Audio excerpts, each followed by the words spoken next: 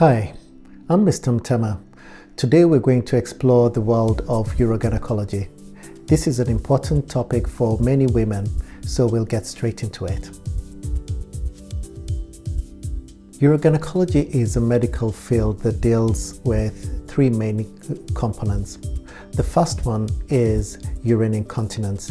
Urine incontinence, which could be either in the form of urgency, where you have to rush, or stress incontinence, which happens when you leak when you strain. The second aspect is pelvic organ prolapse, or most commonly referred to as something coming down. And this is where the women will feel a bulge down below, and it's as a result of a bulge of the womb or the bowel or the bladder. The last one, which is just as important, is dyspareunia. This is a term that refers to pain during intercourse, and this can be superficial, just at the entrance, or deep inside. In urogynaecology, we deal with a lot of conditions that women sometimes have even normalized.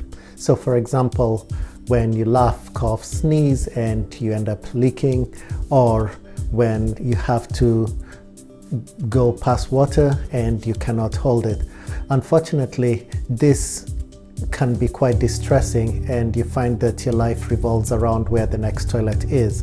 So urine incontinence can be quite debilitating and can affect your quality of life.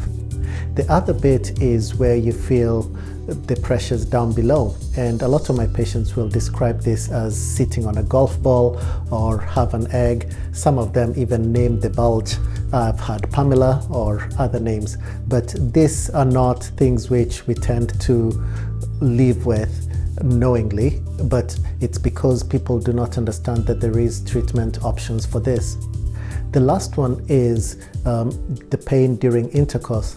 Now, this can be one that destroys relationships, destroys marriages and lives, and these are things which can result from childbirth or indeed just aging and changes with the menopause, and all of these are things that are covered in that umbrella of urogynaecology.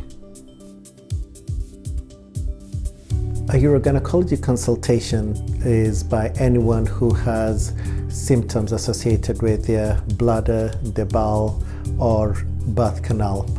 And this can be anything that is related to urine incontinence, a prolapse, pain during intercourse, pelvic pain, because as the name suggests, it's both the urology, which is the waterworks, and gynecology, which is what general gynecologists cover. It therefore offers you the best of both worlds, where you do not have to see two different doctors for the conditions that you have. A visit to a urogynecologist or indeed any medical doctor can be a bit daunting. When you come in to see myself or a urogynecologist, you do expect to have a thorough medical history to ensure that there is a full understanding of the conditions that are bothering you. In most cases, you will need to be examined, and therefore, to ensure that you are comfortable and always feel that you are in control, we also do have a chaperone that stays in the room with you. Once we've established what we're dealing with, there is a possibility that we will arrange for you to have blood tests or indeed tests that are related to your condition. All of this will be discussed with you so that you have a full understanding of what is needed and the endpoint and treatment options that will be offered to you. Treatment options for the common urogynaecology conditions vary from conservative management all the way through to surgical intervention. When we're talking of urine incontinence, it could be either stress incontinence, which happens when you strain, like when you laugh or cough, or for some people just by movements. And there is the urgency side, where you have to rush every time you need to pass water. For the stress incontinence and urine urgency, and ensuring that your pelvic floor is at its optimal best is the first port of call.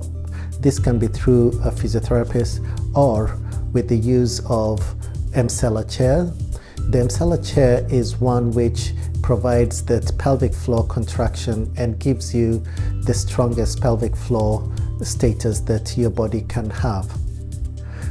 When we move away from the conservative management, the options are surgical, and this could be either injections to your water pipe or bigger surgical options that we will discuss.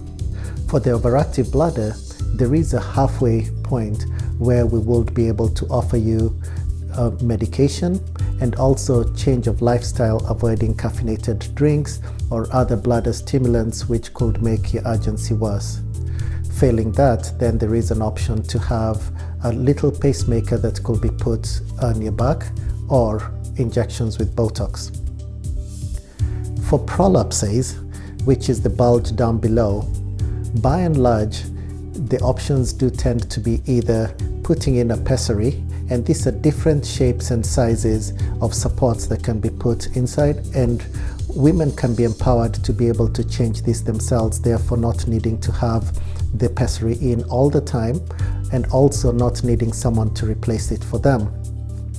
If this is not suitable for various reasons, then there are surgical options which will vary from repair of the front wall, the back wall, removal of the womb, or other procedures that just help support, but from a surgical perspective.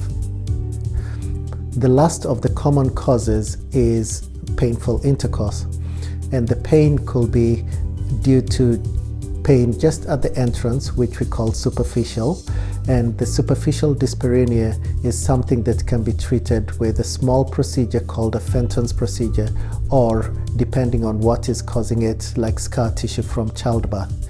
If it is deeper, then it might be due to conditions like endometriosis, which have various options in which we can actually treat.